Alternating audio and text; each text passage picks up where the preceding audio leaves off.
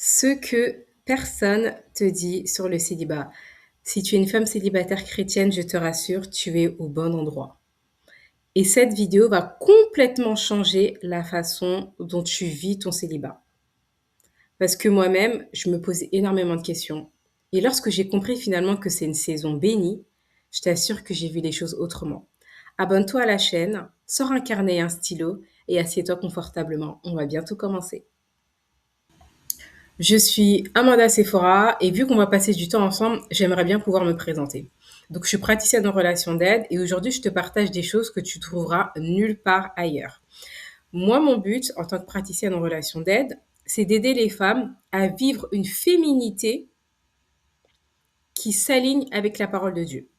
Parce que je sais qu'aujourd'hui, c'est hyper compliqué de pouvoir trouver sa place en tant que femme, mais lorsqu'on s'appuie sur ce que Dieu dit, eh bien, on est moins désemparé et on est moins troublé par ce qu'on voit autour de nous.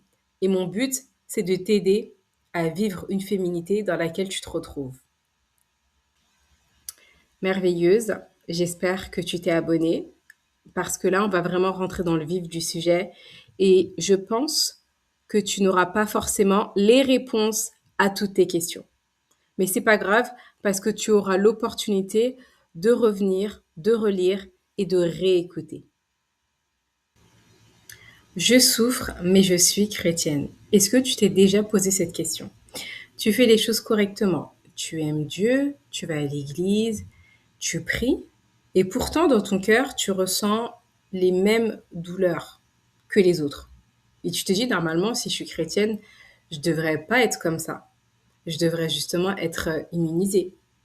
Mais finalement, on n'est pas immunisé parce qu'on est chrétien. Au contraire, on vit les mêmes choses que les autres, mais c'est Dieu qui nous aide à surmonter ce qu'on traverse. Aujourd'hui, j'aimerais te dire que ce que tu vis, c'est pas bizarre, c'est pas une condamnation, mais tu peux voir les choses autrement. Et mon e-book va naturellement t'aider à mieux comprendre ce que tu traverses et à faire de cette douleur une force pour mieux avancer. Maintenant que je suis chrétienne, tout va aller pour le mieux. J'aurai le travail de mes rêves, j'aurai des amis exceptionnels, j'aurai un fiancé superbe, j'aurai une famille qui va m'écouter, qui sera présente pour moi, etc. Mais dans les faits merveilleuses, redescendons un peu sur terre, on sait très bien que les choses ne se passent pas comme ça, même si on est chrétien et même si on est chrétienne, parce que je pense qu'il y a des hommes qui vont quand même suivre cette vidéo. Donc, en fait, non, c'est pas comme ça. Donc, on va être réaliste. On va se dire, ok, d'accord, je suis chrétienne, mais parfois je me sens rejetée. Et ça, c'est des choses qui vont se voir dans le quotidien. Je suis chrétienne, mais parfois je doute de ma valeur quand une personne s'éloigne. Je suis chrétienne parce que j'ai besoin d'être rassurée constamment. Et en vérité, ce qui te manque, c'est une fondation intérieure. Et c'est pour ça que j'ai intitulé Qui suis-je réellement? Donc, cette fondation, c'est d'abord de te connaître. Ton prénom, ton âge. Tu vas rigoler quand je dis âge, mais crois-moi qu'il y a des personnes, lorsqu'on leur demande quel âge elles ne s'en souviennent plus parce qu'elles se sont oubliées. Donc, normalement, tu dois connaître ton prénom, ton âge, tes passions et pouvoir me noter 5 qualités et 5 défauts. Si tu arrives à faire ça, c'est génial. Et si tu n'arrives pas, tu vas revenir sur la vidéo pour te rappeler de l'exercice de ce premier chapitre. 5 qualités, 5 défauts. Et tu vas aussi te découvrir. Tu vas te dire, ok, d'accord, j'ai cette qualité. Et ben finalement, en fait, c'est bien d'être célibataire. Parce que cette qualité, je peux la peaufiner. J'ai ce défaut, je vais essayer de travailler dessus. Parce que le célibat, c'est une saison de construction. C'est pas une saison subie. C'est pas une saison où on se dit, oh là là, je suis capricieuse, c'est mort, personne va vouloir de moi. Non, on prend les qualités en se disant, ok, d'accord, j'ai cette facette de moi, d'accord, je suis souriante, je vais garder mon sourire pendant mon célibat. Et je vais pas l'éteindre. Donc, finalement, on va se redécouvrir. Et lorsque tu vas vraiment savoir qui tu es, les prochaines relations que tu vivras ne seront plus ton socle. Elles seront plus quelque chose que tu as forcément besoin. Parce que tu vas te dire, je suis célibataire, je peux être célibataire et je suis une personne géniale. Je m'appuie pas uniquement sur mes défauts. Et lorsque tu vas aussi rencontrer la bonne personne, et ben, tu vas tout simplement te dire, ok, d'accord, elle a des bonnes qualités, eh bien, je vais en profiter. Je vais aussi lui partager mes qualités. Et, mes défauts, et ces défauts, je vais les accepter parce que moi aussi, j'ai des défauts. Rappelle-toi, il faut que tu puisses noter tes qualités et tes défauts. Donc, quand tu prends conscience de tes défauts, il faut aussi que tu puisses prendre conscience des autres. Et là, tu te découvres enfin. L'amour ou la raison. Ça, c'est un chapitre qui est très, très important. Parce que généralement, nous les filles, nos émotions parlent beaucoup trop fort. C'est-à-dire que lorsqu'on rencontre quelqu'un, on se dit, OK, d'accord, je vais me marier avec lui, je vais faire 4 enfants, on va vivre dans le sud de la France ou alors en Afrique du Sud. J'ai appelé mes enfants comme ça, il est respectueux, il va à l'église, il prie, c'est bon, c'est lui. Alors que les filles, normalement, il faut prendre un temps pour observer. C'est pas parce qu'il est chrétien qu'il te convient forcément. Il faut que tu puisses prendre le temps de l'observer. Il faut aussi que tu puisses te dire, OK, je fais cette rencontre. Peut-être que c'est lui et peut-être que ce n'est pas lui. Dès lors que tu te dis dans ta tête que ce n'est peut-être pas lui, eh bien déjà, tu t'enlèves une charge mentale. Parce que quand on rencontre quelqu'un et qu'on se dit peut-être que c'est lui, eh bien on va tout faire pour que les choses puissent se passer d'une manière extraordinaire. On va pas forcément se montrer tel que nous sommes. On va se dire, OK, si c'est lui, il faut qu'il puisse voir que je suis une femme comme ça. Il faut qu'il puisse voir que je suis ainsi. Alors que non, merveilleuse, montre-toi tel que tu es. Une chose aussi qui est importante, c'est qu'on peut dire tout ce qu'il faut dire, mais il faut trouver le bon moment de le dire. Ça, c'est un truc aussi que nous, les filles, on doit apprendre, c'est de parler lorsqu'il faut le faire. Alors, je ne dis pas qu'il faut gâcher ses émotions et qu'il faut les mettre de côté. Non, non, non. Je dis simplement qu'il y a des temps pour tout. Donc, ça veut dire que lorsque tu parles avec une personne qui te plaît ou avec qui tu te projettes, très peut-être, d'accord, j'appuie vraiment sur le peut-être, eh bien, tu te dis, ok, d'accord, donc il y a eu ça, ça, ça. Là, il m'a envoyé un message, il rentre du travail, et je vais pas lui parler de ça maintenant. Je vais attendre, en fait, qu'il se sente beaucoup plus à l'aise ou alors qu'il soit prêt à discuter pour lui partager ce que je ressens. Il faut commencer déjà à mettre certaines choses comme ça. Et même dans nos relations avec nos amis, hein. Se dire que, ok, d'accord, là, je vois que c'est pas le bon moment pour lui parler de ça, alors je vais attendre. Et si tu commences déjà à prendre ce genre d'habitude durant ton célibat, quand tu seras marié, ce sera facile pour toi. Parce que tu vas détecter les moments, les instants durant lesquels tu vas pouvoir échanger avec l'autre. Donc ne néglige pas aussi tes relations amicales, garde-les, préserve-les, parce que ces relations t'enseignent aussi. Et quand tu rencontreras quelqu'un, eh bien, tu vas aussi l'analyser, tu vas voir comment il est. Quand je dis l'analyser, c'est pas forcément sur le point de vue péjoratif. C'est juste pour se dire, ok, cette personne elle est comme ça. Eh ben, moi aussi je suis comme ça. Eh bien, je vais apprendre en fait à avancer avec elle pour la découvrir. Là, vous êtes vraiment dans une phase de rencontre. Donc, pas besoin de tout accélérer. On fait les choses tranquillement. D'accord? Parce que quand on avance trop vite, on s'attache vite et aussi on souffre vite. Et le but, c'est pas que tu puisses souffrir. C'est que tu puisses faire une rencontre, la bonne, mais tranquillement. Lorsqu'on découvre quelqu'un, il y a forcément des choses qui vont nous déranger. C'est normal parce que la personne qui est en face de nous, elle a des qualités et des défauts. Rappelle-toi, je te l'ai dit au tout début. Donc des qualités et des défauts, et toi aussi tu en as. D'accord? Donc il faut prendre ça en considération. Maintenant, lorsqu'il y a certains points qui te chagrinent un peu, le plus important, c'est de pouvoir en parler avec la personne. Parce que si tu te dis, ok, c'est pas grave, c'est subtil, c'est invisible, ça va pas déranger, etc. Et ben en fait, au fur et à mesure de la relation, tu vas laisser passer des comportements qui seront pas alignés avec toi, ce que tu sais de Dieu, et tu vas finir par t'effacer. Et sans te rendre compte, en fait, les compromis, ils sont plus juste émotionnels, ils deviennent spirituels. C'est pour cela que lorsqu'il y a quelque chose qui ne nous convient pas, on trouve le moment pour en parler, mais on en parle avec sagesse. Et on lui dit, voilà, moi j'ai pu observer ça, qu'est-ce que tu en penses? Est-ce que tu penses qu'il faudrait mieux faire comme ça? Ou alors envisager les choses de cette façon-là, etc.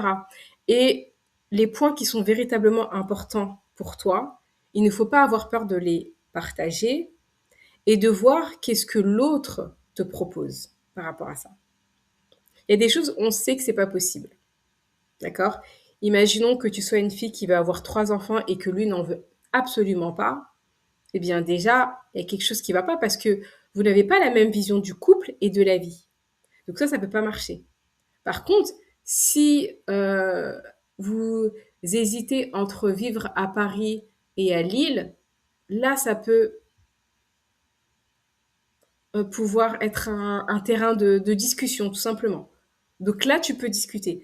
Mais il faut toujours se dire que quel que soit le problème qui se pose à vous, c'est qu'il y a la possibilité de trouver quelque chose qui pourrait nous convenir. Parce que des compromis, on en fait tous. Maintenant, les compromis qui commencent à toucher notre foi, qui commencent à toucher des choses qui sont beaucoup plus importantes pour nous, là, ça devient un problème. Et c'est à partir de là qu'il faut avoir une véritable discussion. Moi, je pars du principe que tout est discutable. D'accord? Tout est discutable, mais tout n'est pas acceptable. C'est pour cela qu'il faut se laisser le temps. On peut avoir une discussion lundi, on n'a pas pu trouver quelque chose qui nous convient, on peut revenir dessus 2 semaines après. Il faut juste se laisser le temps et réfléchir. Donc, en amour, il faut pas que tu puisses te perdre. Il faut que tu puisses d'abord te connaître pour ne pas avoir affaire à des compromis qui vont totalement toucher ta foi et t'ébranler. Ce n'est pas le but. Aimer à en perdre la raison. Parfois, on confond la foi et acceptation de tout. Ce n'est pas parce que tu es chrétienne que tu dois tout accepter. Tu as le droit de prendre du recul. Lorsque tu as face à toi une personne qui a des comportements que tu estimes qui pourraient mettre ta vie en péril, tu as le droit de prendre du recul et te dire non, non, non, ça c'est pas bon pour moi. Là, il faut que je m'éloigne. Alors, je dis pas de totalement être méchante avec la personne, mais tout simplement de lui faire comprendre que voilà, par rapport à ce que je vois, par rapport à ce que tu me montres, moi aujourd'hui, je ne suis pas prête à accepter cela. Je sais que Dieu peut changer, je sais que Dieu peut transformer, mais je laisse Dieu faire et pour que je puisse vraiment te laisser dans cette phase de guérison, il faut que je puisse m'éloigner pour me protéger et pour me préserver. Donc, ça, c'est quelque chose qu'on peut faire en tant que chrétien. On n'est pas obligé de tout accepter. Il y a des relations, on sait pertinemment que ça nous éteint intérieurement. Et c'est pas une saison où Dieu nous éprouve. Non. C'est une saison durant laquelle il vaut mieux prendre du retrait et se dire, ça, c'est pas pour moi. Mais encore une fois, il faut déjà avoir la capacité de le voir, pouvoir en parler à quelqu'un de lucide et d'écouter aussi ce que cette personne nous dit. Parce que parfois, on n'arrive pas trop à cerner certaines choses. Et lorsqu'on a quelqu'un autour de nous qui nous remet les choses, les idées en place, on se dit, OK, d'accord, maintenant je comprends mieux. Et je pense qu'il vaut mieux que je puisse avoir une discussion avec cette personne-là. Et c'est très, très dur.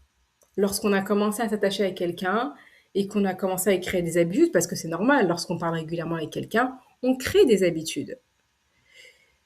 Mais il faut aussi prendre soin de soi. Et comme je l'ai dit au tout début, quand tu te connais, tu es capable de voir ce qui te dérange, ce qui peut te détruire. C'est surtout ça le mot, te détruire. Donc, je disais aussi tout à l'heure qu'il faut avoir une personne avec qui en parler, mais il faut que ce soit une personne de confiance, une personne mature. Parce que parfois, on va se confier à des personnes qui n'ont aucune maturité ou alors qui ne sauront pas traiter le problème qu'on traverse et qui vont nous donner des mauvais conseils. Ça, c'est pas bon. Donc moi, ce que je recommande, premièrement, c'est de prier. De dire, Seigneur, voilà, je traverse cette situation, ça me traverse, ça me bouleverse, et je veux aussi avoir quelqu'un avec qui je peux en parler, être dans un environnement safe, pour que je puisse tout simplement savoir quelle est la décision que je pourrais prendre. Donc ma sœur, la foi ne signifie pas tout accepter. Souvent, on pense que lorsqu'on est célibataire, la solution pour qu'on puisse mieux vivre, c'est d'avoir quelqu'un à nos côtés. Alors qu'en réalité, le célibat, c'est un moment où, eh bien, on s'analyse. D'accord? Ça crée pas de nouvelles blessures, mais ça les met en lumière. Ça veut dire que tu vas pouvoir te poser. observer les relations du passé et te dire: «OK, d'accord, donc il y avait ça, j'agissais comme ça parce que je me connaissais pas, j'étais pas encore, prête véritablement à m'être avec quelqu'un, parce qu'il y avait encore cette chose qui me tracassait». Et j'aimerais aussi rajouter quelque chose de très important. Lorsqu'on rentre dans le mariage ou dans une relation, on n'est pas totalement toujours guéri. D'accord? On met en œuvre des actions pour continuer de s'aimer.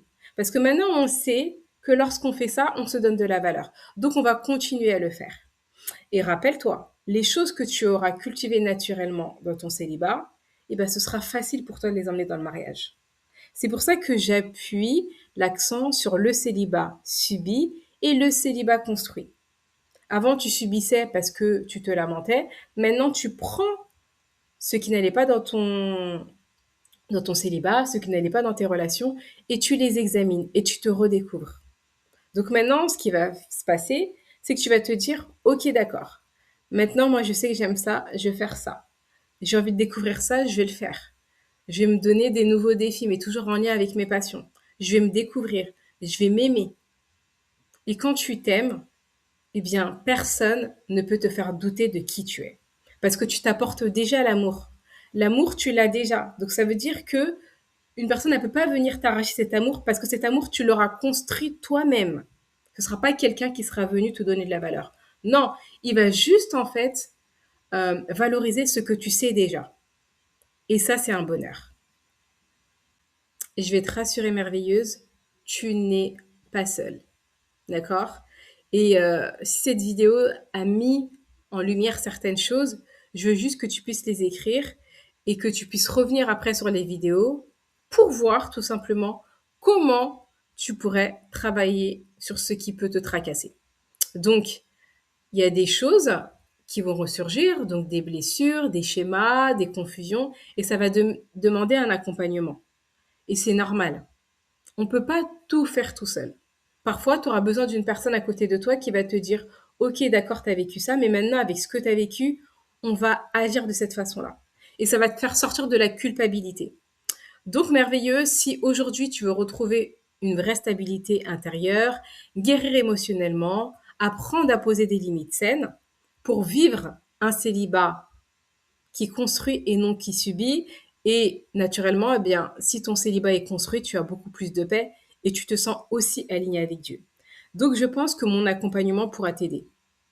Moi, mon but, c'est pas de te juger, c'est pas de te réparer, mais c'est tout simplement de t'aider à marcher dans ce processus avec vérité. Donc, si tu veux savoir un peu plus, tu écris simplement coaching sur mon adresse mail qui est partagée et je te répondrai, on travaillera ensemble. À bientôt!